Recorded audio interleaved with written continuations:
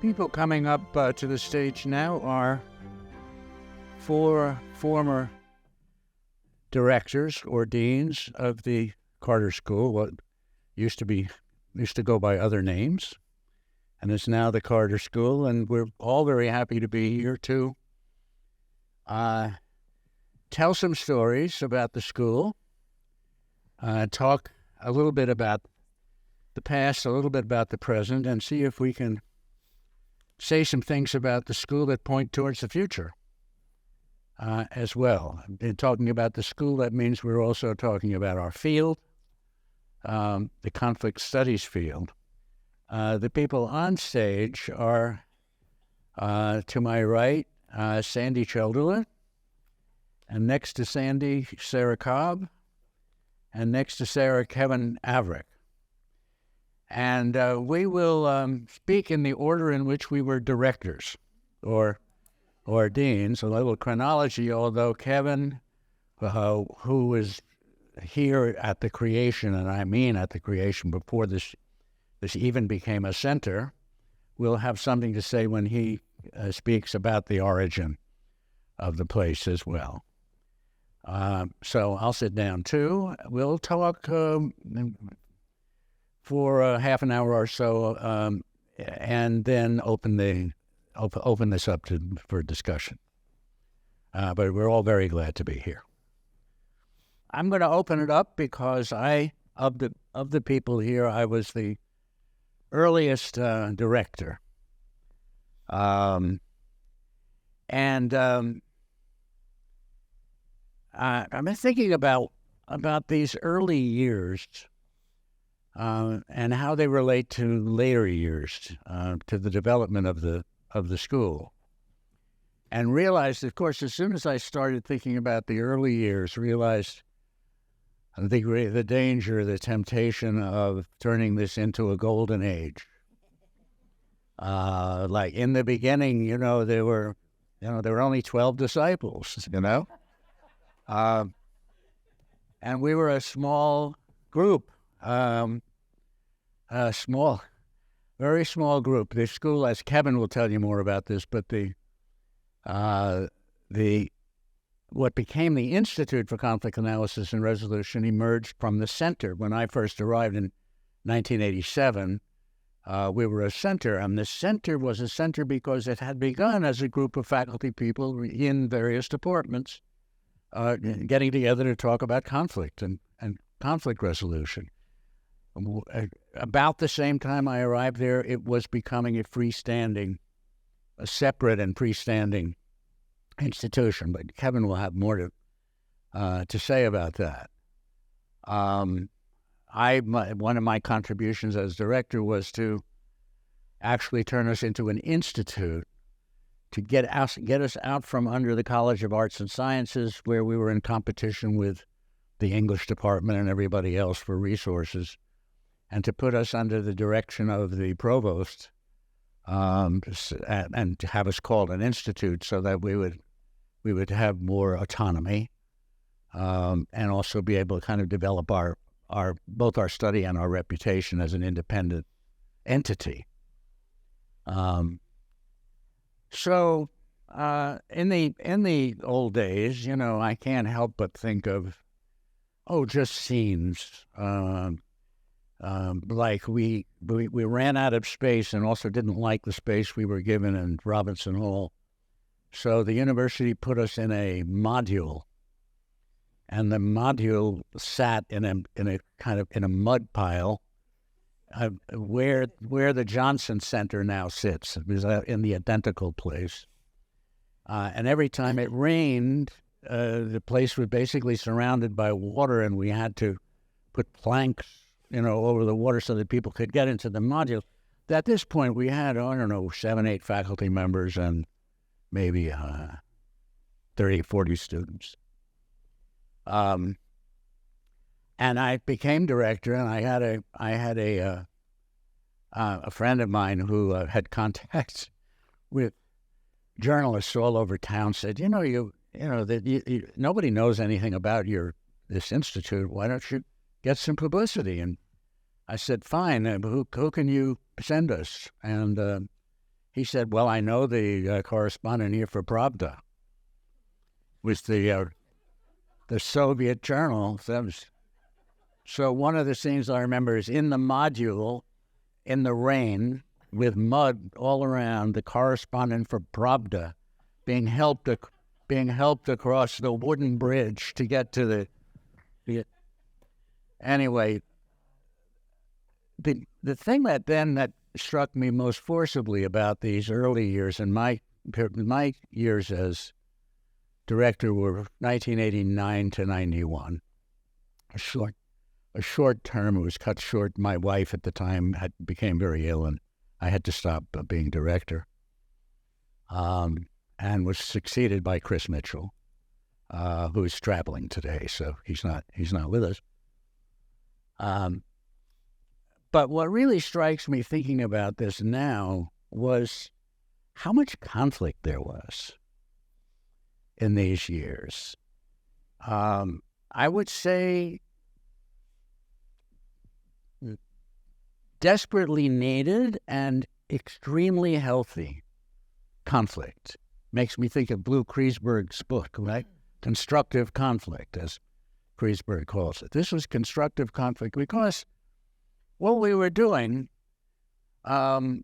was trying to develop, and it was an experiment to determine if we could develop a new field.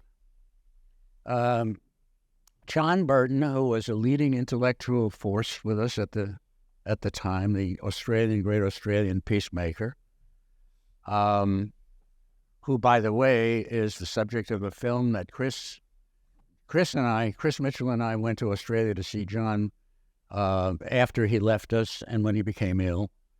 And we took that opportunity to get him on tape. And there is a film which is available through us, which you can get, which shows Burton holding forth on a number of topics. But Burton developed several concepts that were key for us. One of them was, most basically, the idea that we were not going to be an interdisciplinary place. If that meant getting a lot of people together from different disciplines, having them all chat and talk about conflict and then go back to their home disciplines and write a paper in anthropology or write a paper in political science. No, Burton said, we're creating a new discipline. We're paradisciplinary. And as soon as I say that, I realize that that's still an open question. That's a work in progress, the creation of a new discipline. In some ways, I think we can say it's happened. In other ways, maybe not. And so another thing that struck me thinking about these early years was, how much conflict there was, and I want to mention one or two what those conflicts were about, but also how they were not resolved. They become part of the continuing, part of our heritage, if you like, or part of what we do, is to continue working on a lot of the conflicts that emerged in those years. They didn't just go away. Let me give a couple of illustrations. One conflict which I've written about, and there's a paper. It's one of the most read papers, in fact, that I wrote. I never thought that would be the case at the time. I thought it was parochial. At the time, I wrote a conflict about a paper about the conflict between two leaders of our group in those days, John Burton, who I've just mentioned, and Jim Lowy. Jim Lowy, if John was sort of our leading theorist at the beginning, certainly one of our leading theorists, and the developer of human needs theory, and a person who had also had a great deal of practice experience and developed the idea of along with Chris Mitchell and others, had developed the idea of the analytical problem-solving workshop as a means of discovering what the needs were that were in play in a particular conflict and what might be done to satisfy them. Lowy was one of the great practitioners of the time, and he was the leader of something called the Conflict Clinic.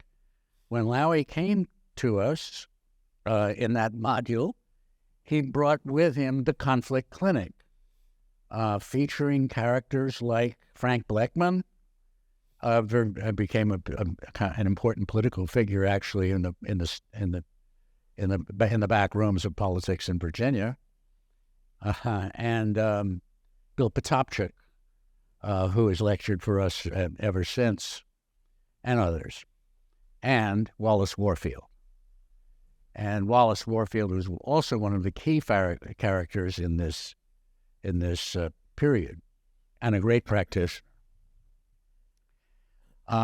So the Burton-Lowy debates were about issues like, can mediators or facilitators be neutral? What does it mean to be neutral in the sense of nonpartisan without being neutral in one's attitude towards social justice? Jim Lowy, as people may know, was the first person to Martin Luther King's side when he was assassinated, because he had been dispatched by the mediation service of the Justice Department to work with King. So Lowy was passionately interested in social justice and believed that neutrality really was impossible. Burton, on the other hand, believed that everybody in a serious conflict that involves ideology or belief at all believes that they represent social justice. They have different definitions of social justice. So if one wanted to resolve those conflicts, one would have to find a basis for doing it that was deeper and more objective than subjective concepts of social justice. So anyway, the debate was fascinating. It continues. Also, what was at stake there, and then developed in other ways, was an early conflict in our field between people who were more interested in theory and more interested in practice. The conflict was always modulated in our case by the fact that we all wanted to do both, and that we dedicated the place to the idea that the basis for great practice was great theory, and that what would be needed would be praxis, in the sense of a practice that developed theory that got fed back into practice in a kind of the praxis cycle. That was our ideal. But meanwhile, there were differences of temperament and differences of approach and differences of opinion about the relative value of theory and practice. And one source of conflict in that period, and in some ways ever since, has been the desire of our students to get into practice often before they knew very much about theory. And so that, right, this continues. And I must say that this is one feature in which I can look around and see progress has been made. Progress has been made. In the first place, we were always dedicated to the proposition that practitioners should not be second-class citizens in an academic department, because their primary, they had not necessarily made their name as theorists. Didn't matter. If they made their name as practitioners, that was good enough. It was maybe better than good. And so the notion that you go back and forth between theory and practice, that you cross that boundary all the time, was then an ideal, not very much realized, I think more realized today, where we have some of the people sitting in this audience. I see Mark Open over there, who's just finished another great book and practices like mad and very effectively. I see Susan Allen, who's just done the same thing, written a remarkably interesting book about personal issues in practice, and also practices all over the world. So I think actually we've gotten someplace, and we're hoping that that's going to continue. So anyway, I could go on and talk about some other conflicts of the period that are affecting us now, and maybe I'll get a chance to later, but I think I've spoken long enough. I just have to say that I don't think it was a golden age. One of the things that made it not golden, for example, but Kevin can talk about this if he wants to when it's his turn, was a conflict between Kevin and John Burton, which was very, very difficult for both people, but deprived us really of Kevin's talent for a year or two longer than it should have. And Kevin was in the process during this early period of it, basically inventing the field of culture and conflict, in which he's probably the world's leading expert. And that was not appreciated by Burton.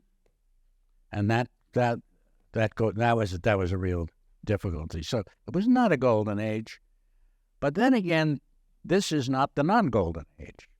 I mean, when I look back at these early years, I see differences in what we were and then and what we are now, but also see some very gratifying signs of continuity. And the fact that we haven't resolved all the conflicts we had then is not necessarily a bad thing, since in some ways they're inherent in the enterprise. So now I want to turn this over to Sandy, who will tell you more about her own tenure when she speaks in 1 minute. I just want to say about her that Sandy, in some ways, represents the reason I wanted to come to this school and to be involved in this field, because of the remarkable range of interests of the faculty and administrators of the field that existed then and that still exists now. Sandy had been the academic dean of Antioch College, and I was immediately responded to that because I taught at the Antioch Law School before I came here, and we both had the experience of working for this really interesting and strange institution called Antioch University. But Sandy A is one of the great practitioners. She knows more about conflict in educational institutions than anybody, and among other things. And she was a leader at the school in promoting, first of all, in promoting practice and in teaching practice skills, but also in promoting interest in feminist approaches to conflict and conflict resolution, feminist issues in conflict. She was a leader at developing that at our school. And practitioner or not, she ended up writing and editing the only volume produced by our faculty on the on a comprehensive introduction to conflict resolution, a book that's now been reissued by Continuum, right? Is it Continuum? Called, what's it called? Conflict Resolution, COLA. It's what comes after the COLA, that's right? Some of these titles could use a colonoscopy, actually. I mean, it's anyway, it's a terrific book. It was edited by it was edited by Sandy, and so I think that's enough of an introduction of her. She's was a dear friend then, and is an even better one now. So, Sandy. Thank you. Accurate. Well, I have several notes here in case that you wanted to hear a real speech, but I think telling stories probably would be a lot more fun, so I'm going to do that. Can you hear me okay? Yeah, great. No, someone cannot. Can't hear you. I'm not sure I know what to do about that. Okay, so just speak up. Sara always sort of helps me out with stuff, sir. So I want to go back to your interdisciplinary nature of the program, because when I arrived in 96, so it was 8 years later, I was struck with the disciplines that the various few faculty came with, but it was interdisciplinary in that regard. And having been an academic all my life, I know about disciplines, and I mostly know about the damage disciplines because I do when departments get into discipline wars. And this was not like that. It wasn't warless. I don't want to in any way say that this was an easy group to work with. But it didn't have those discipline rules that everyone abided by. There actually was some platform for conversation by saying, well, I understand from a political science perspective or an anthropological perspective, but as a psychologist, and of course they would go poo-poo the minute you mentioned psychology, but there was room to start negotiating. There's other ways of adding to the frame of what the conflict is going on.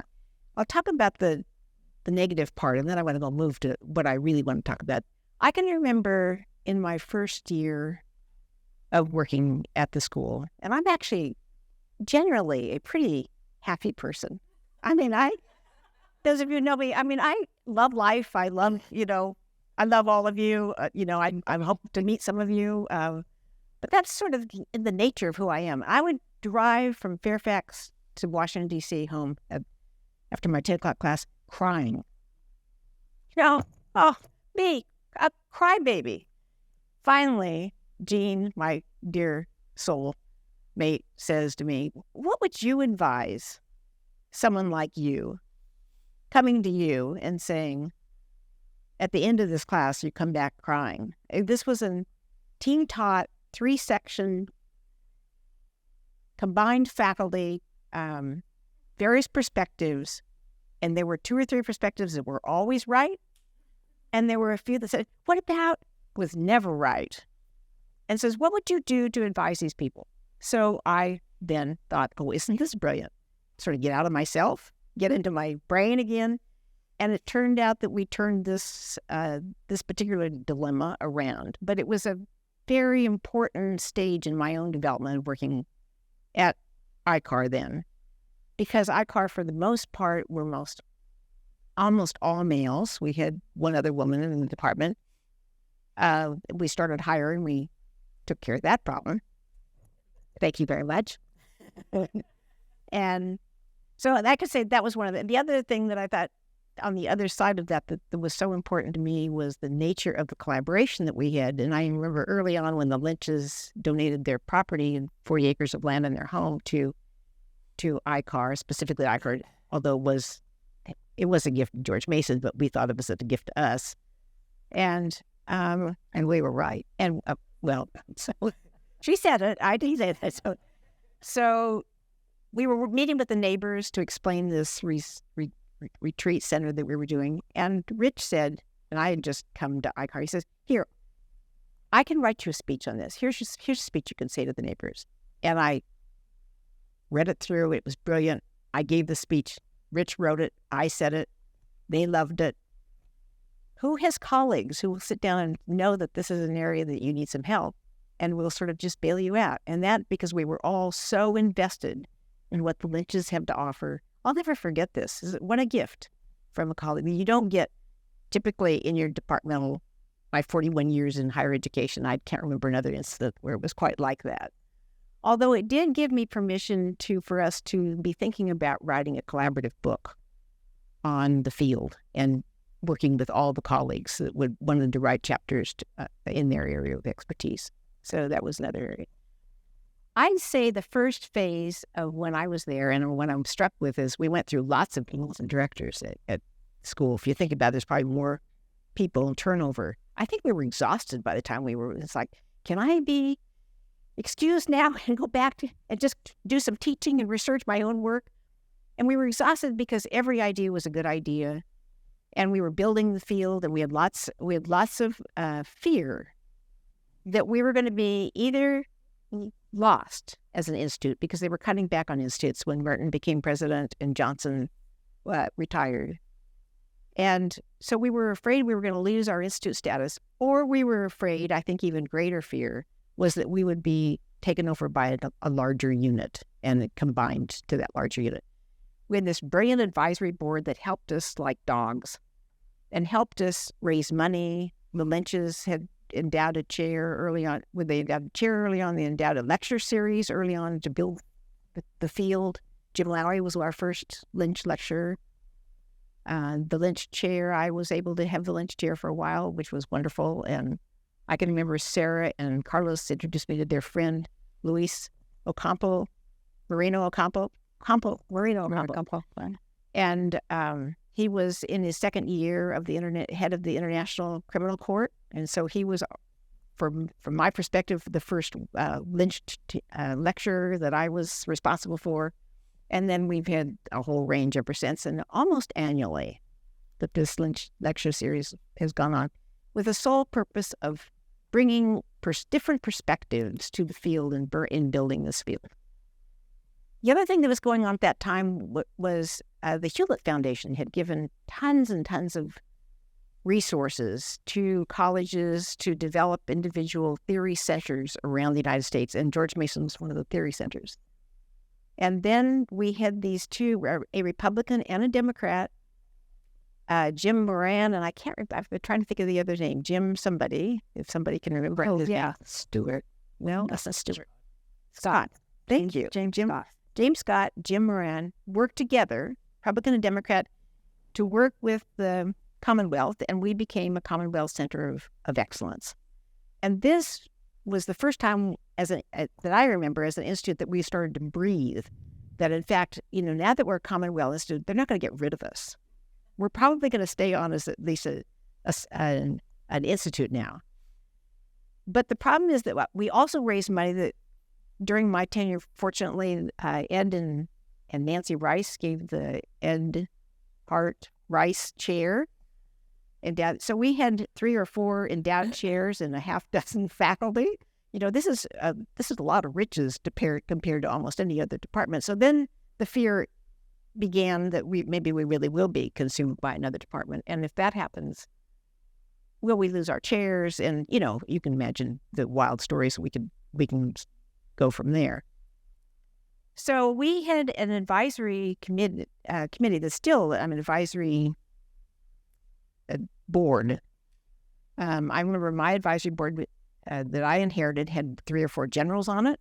And of course, there was never anyone talking about the role of military or government. It was like, who are these generals and what am I going to do with these generals? I can remember wondering, but Rich gave me some good advice on that in terms of, and these folks came to be the best friends the Institute could have had. They gave the lecture series, they gave endowed chairs, they made sure that we were getting some support from the Commonwealth to keep getting funded. We actually, the 2 gyms put a line, or encouraged to get a line put in the budget for several years. We actually had $100,000 for support from just as a line item in the Virginia budget for the campaign to ICAR. So we were pretty well set by then, I think, to be on my way out of the directorship, but on my way into being sort of a full-time faculty member.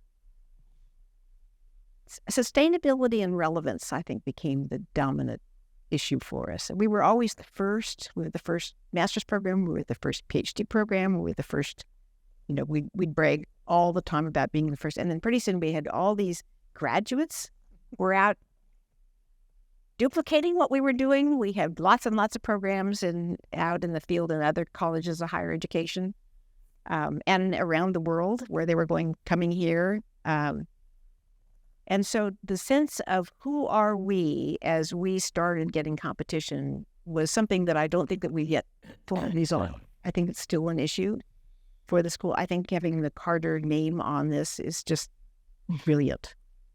Couldn't be more brilliant. And as I studied what Carter's legacy is, I think that couldn't be better. But we did have one other area, and that is that because the state started to give less and less money to the school, we went to federal money, and this was highly controversial. We had lots of federal grants. We had faculty board meetings on whether or not we should be an arm of the government or not. You can imagine what those meetings were like. Were fun, but they were contentious. In essence, the decision was that individual faculty could get grants, but that it wasn't going to be something that the ICAR in general was going to be searching for. But the grants actually have kept on. We've been sustaining ourselves. And many of these grants, I know during my tenure after 9/11, we had 2 years, actually up until 2003, of dialogues in the greater area, dealing with the suspicion and worry that was happening with 9/11. So I should stop there, and I'll be happy to answer. And now we have Sara Cobb, who I'm sure you know is, well, I would say if there's any list of important books in conflict resolution of the past 20 years, somewhere near the top of the list would be Speaking of Violence, which is Sara's path-finding book on narrative theory and the importance of stories and of narratives in conflict behavior and in conflict resolution. Sara came to us originally from the Harvard Negotiation Project, and before that, from Fielding. Yeah. And so Sara had a background in both scholarship and administration. She was really well qualified to be the director of this place. But I think it's important to point out that she not only wrote the book on narrative and conflict, she then developed the practice of narrative mediation and the various different approaches of narrative theory to practice, and had a very remarkably really wide range of organizations and people that she worked with as a practitioner as well as a theorist. She became director of the place at a very important moment in time in its development when it became involved in a great expansion. And she was director for a pretty long time. 8 years. And 8 years. And anyway, those were good years, but I'd like her to talk about them now. Please, Sara. Well, it was so interesting to hear my colleagues' perspectives on, the development of the field and the unit. I'll start with some stories. I was minding my own business up at the program on negotiation in Boston at Harvard, and the phone rings, and it's Sandy Cheldelin, who I knew of, but I had never really met her. And she's telling me that the directorship is open, and I should apply. And I wasn't sure, and I knew of the place, but I wasn't sure it was for me, and I didn't know. And the next, I said, gee, okay, I'll think about it. The next week, she calls again. And I said, okay. So I started to look closely. We started to talk more. I applied, and I got the job. So all of this, the last 21 years of my life or something is because of Sandy's persistence. I'd been in the job for, I don't know, maybe 11 days when 9/11 happened. And we were at that time in Arlington, right? We'd moved out of the little Quonset hut that Kevin and Rich had been in, and Sandy, and into it was like a condo or something like that, It wasn't very academic-like. It was a bit of a rabbit warren, and we were in this place. And 9/11 happened, and Rich immediately got into the general public. He was on a radio and spouting off to different journalists about sort of basic human needs theory, right? That conflict is derived from the kinds of systems people are part of, and this is not a surprise. And my phone started to ring. I got the president, I got the provost, I got, people from Virginia State Legislature calling me, telling me to fire him, It was a hot time I was on the hot seat there. But of course, the program was on the hot seat, with this big turning point. And it really was a critical moment for our program. We ended up with, I think, exemplifying in that moment a Carter-esque approach to the crisis, which was involved not only we had these sessions internal to our unit. We had experts come. Do you remember?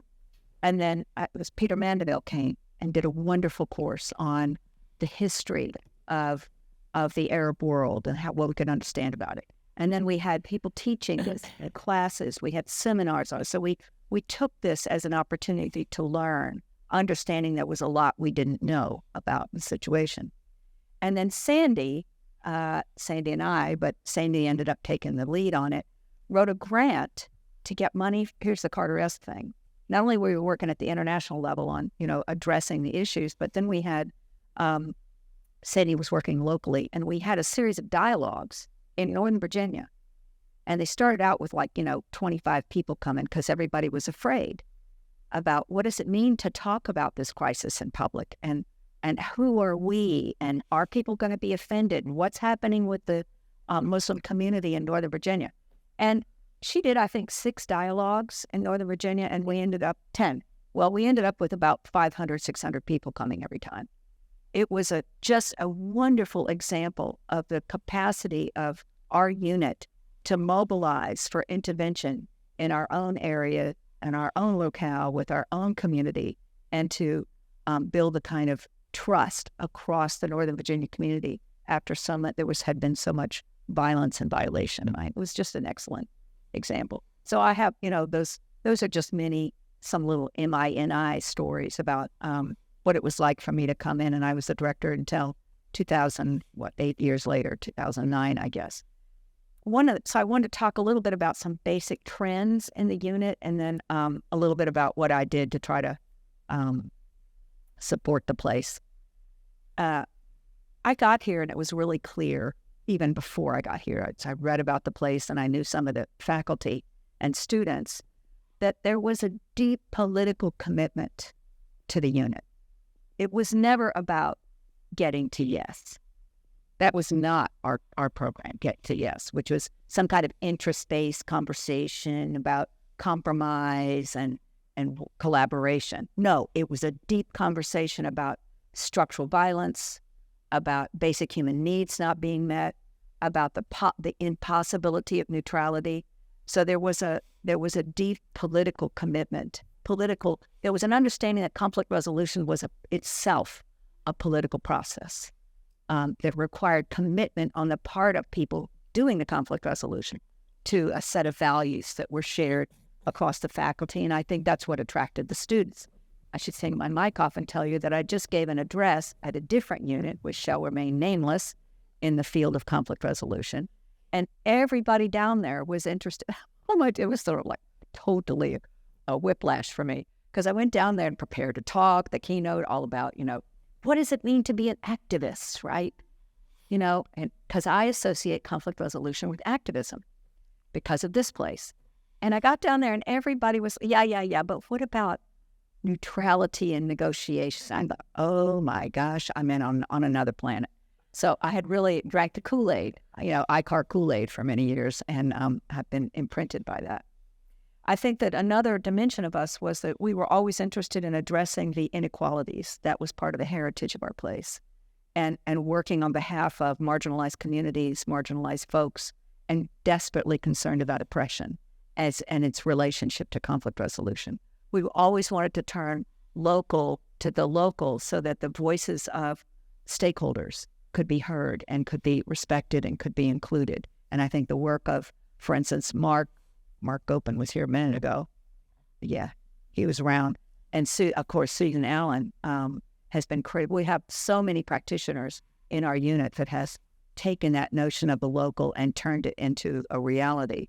And then we had all this struggle that Sandy mentioned about, what do you do with defense contracts? The 9/11 happened, federal government start to look to anybody and said, you want some money? How about doing some conflict resolution in XYZ place? And, and we can give you some money for that. So it was a terrible moment where we had to sort out, what we were committed to and what we really wanted to do. And on my part, for instance, I took federal money from the Marine Corps. And as they said, they put their stink on me, which was all about developing a process for whole of government approaches. Because my idea was, let's take the Leviathan.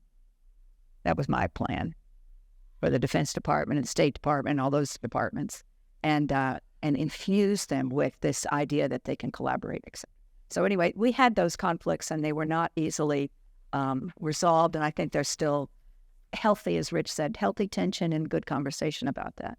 I also want to say that there was a deep commitment to students right from the beginning, because the students were really the lifeblood of the place. It wasn't just the faculty teaching. It was interesting people committed to these values that I was just discussing.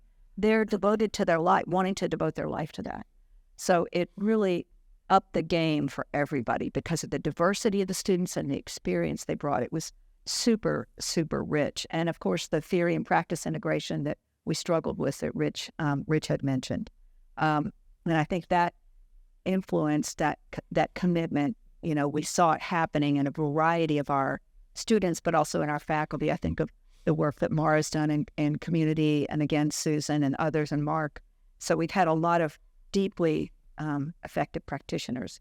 Now, for me, Sandy described all this process where, you know, we got a little more, let's say, institutionalized and less worried that we were going to disappear. Well, I inherited the place. I was really afraid we were going to disappear precisely because of the riches.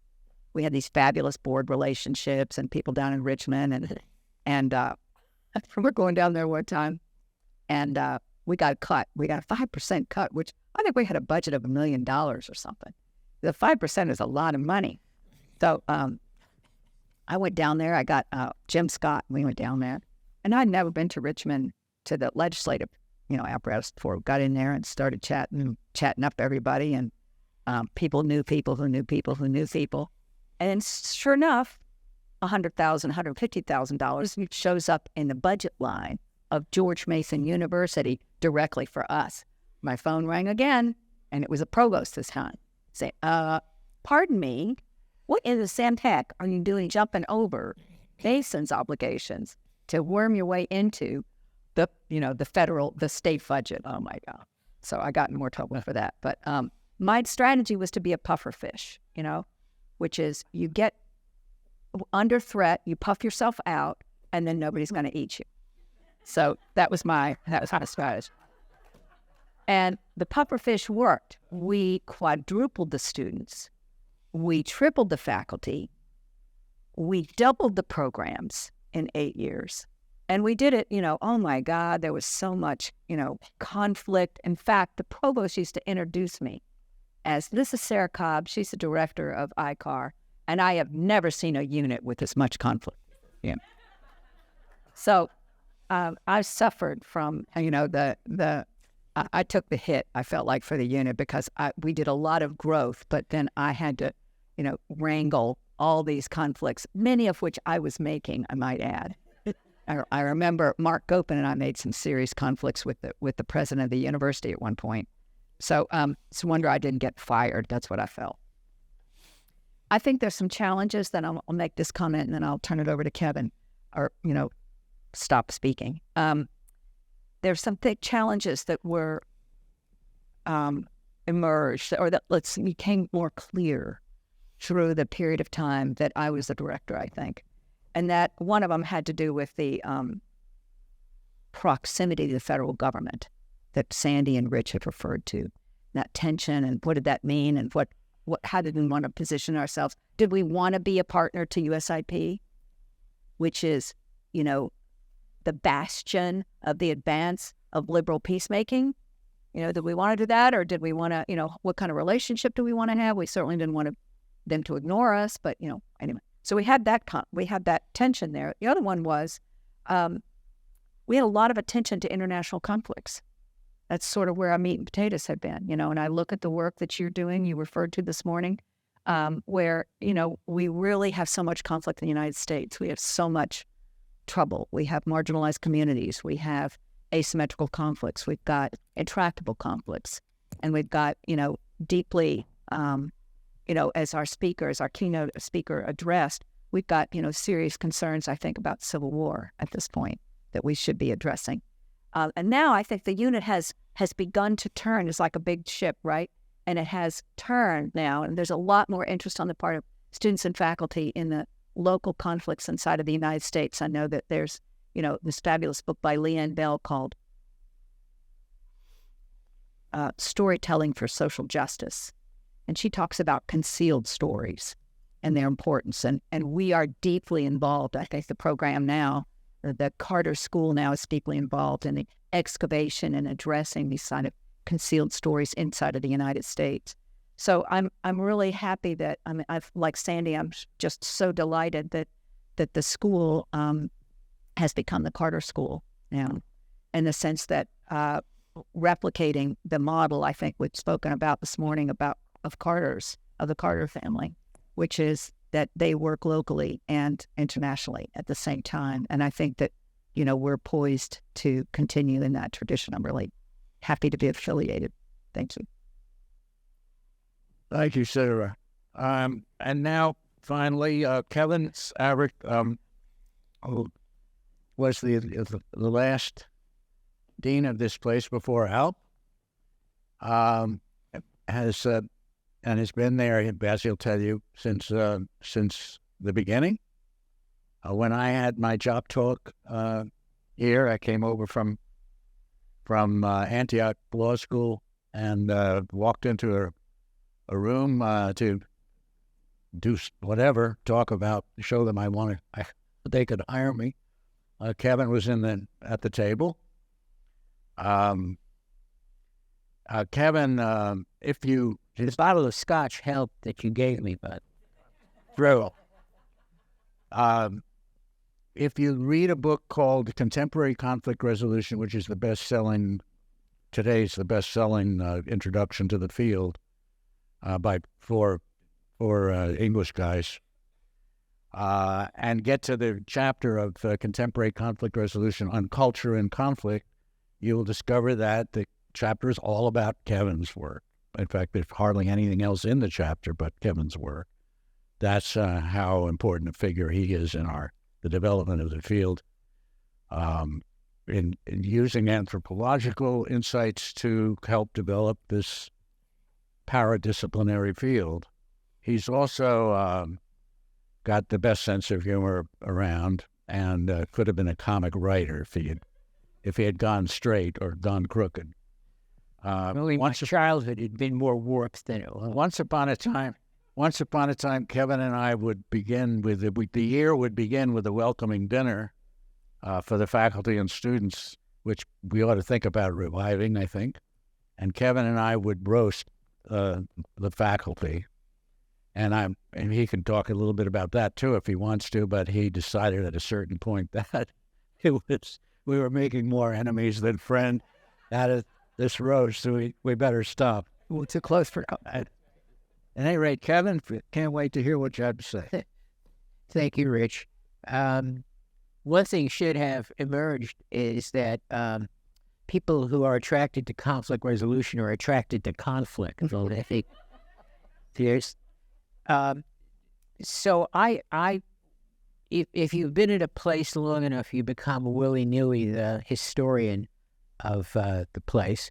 And I don't want to talk about the theory things except briefly. I want to give a kind of institutional view of the origins of the place, and then I want to, as my own career did, starting as an assistant professor and writing about culture and conflict resolution, and then I want to jump to the naming of the school, which was agreed to. The process was completed while I was dean. So two stories, really. One, an origin story, because we've heard so much about the period between the beginnings and where we are, and then some reflections on the naming of the school after Jimmy and Rozell Carter. So I came to George Mason. I'd done anthropological field work in the Middle East and North Africa, and I taught at University of California, and I taught at University of Illinois Chicago, and I came to George Mason as a assistant professor of anthropology in 1980.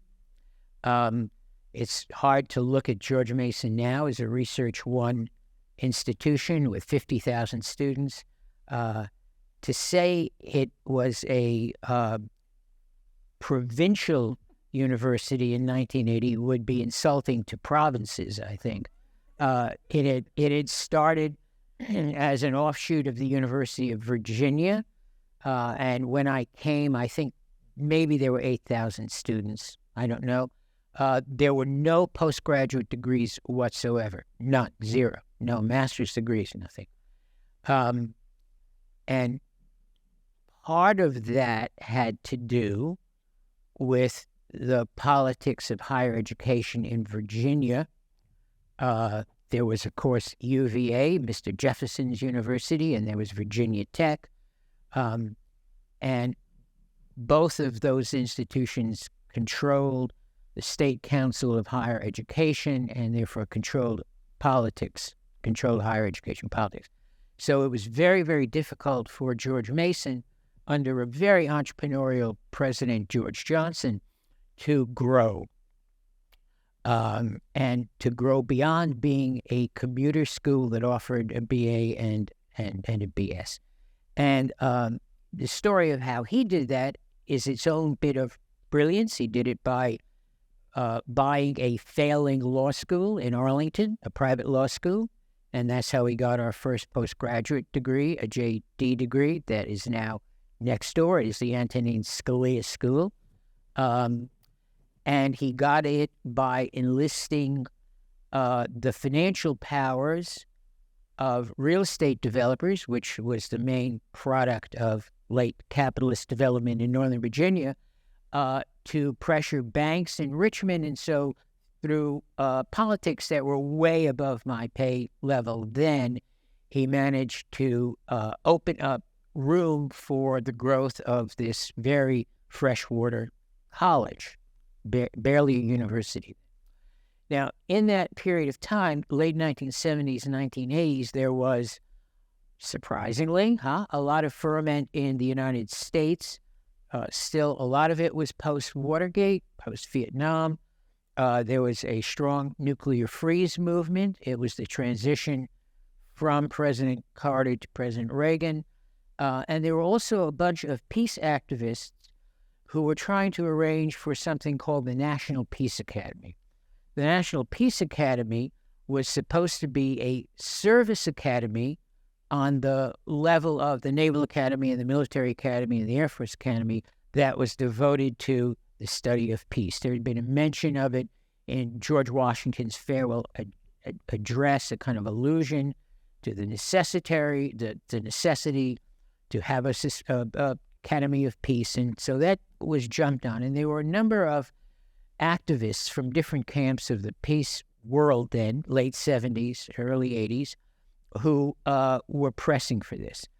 There were some of them, Brian Wedge and Henry Barringer, who were connected to that campaign and had strong ties to the Hill, Republican and Democrat, who came to the entrepreneurial president of George Mason and said, listen, there's this campaign to build a peace academy.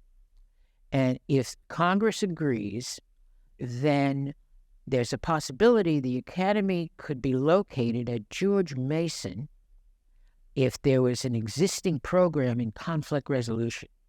So start the program, and when the Peace Academy comes, it'll move here. And George Johnson said, great, I will back that. What purpose it served for him was to allow the school to go down to Richmond and said, look, we don't want a master's in sociology. We don't want a master's in anthropology. We don't want a master's in political science. We want a master's degree in conflict resolution. And everyone looked around and said, any other university have a master's in conflict resolution? Anyone know what that means? Okay, you can. So we got it. We got it in 1980. The first cohort of master students came in 1981. And I have to say, and I was a young assistant professor involved with that, but not in any leadership role. And I have to say that the first cohorts of master students that we had, we literally were writing the curriculum the night before they would come to class. We were experimenting with it. There were very few, if any, books in the field. One of the things the faculty set about to do was to write the books and the articles and start the journals to build the airplane while we were flying it. I've said often that we were experimenting so much on these students that if we had been doing that in a medical context, we'd all be in prison, essentially. So the master's degree came in, the PhD in 1988 under Sara's leadership. The institute expanded to be a BA and a BS granting institute, and from there on. Now, I want to jump to not quite the present, but to the naming of the school. In 2013, I became the dean of the School of Conflict Analysis and Resolution, and we had built Point of View, this marvelous retreat and research center in Lorton, Virginia, and I had begun to talk about it as my image of Point of View would be as a civilian Camp David, where people would come and be able to make peace. There would be research on it, books would be edited, books would be written there. And in having those conversations, particularly with two of the earliest supporters of the school, Drusy French and Steve Cumby, who were early and generous supporters, and in trying to honor someone named Hal Saunders that I will come to, they said, well, if you think of it as a civilian Camp David, maybe we should think of naming POV and then eventually naming the school after the person who made Camp David stand for peacemaking, and that's Jimmy Carter. And that idea fit like a glove. The first decision, of course, was to name it after Jimmy and Rosalynn Carter. That was a no-brainer, because anyone who knew anything about them knew of their partnership and the importance of Rosalynn to Jimmy and vice versa, and to their mission. So then I set about trying to get the Carters to agree to name the school after them. I mean, they are happily still living, and you don't just go naming schools after people. So I was faced with the problem of how to reach the Carters to get them to agree, how to make the case to the Carters that this school that maybe they'd heard of, probably not, a public university in Northern Virginia had any relevance. Well, I knew what the relevance was. The relevance was in the kind of work we did and in our commitments from early on, and that we were not ever going to be in competition with the Carter Center, which we understood was his legacy, but that although some of us did practice, we were not operational in the way they were, and we were educating students, and we were training students, and we were in many ways following and representing what they stood for.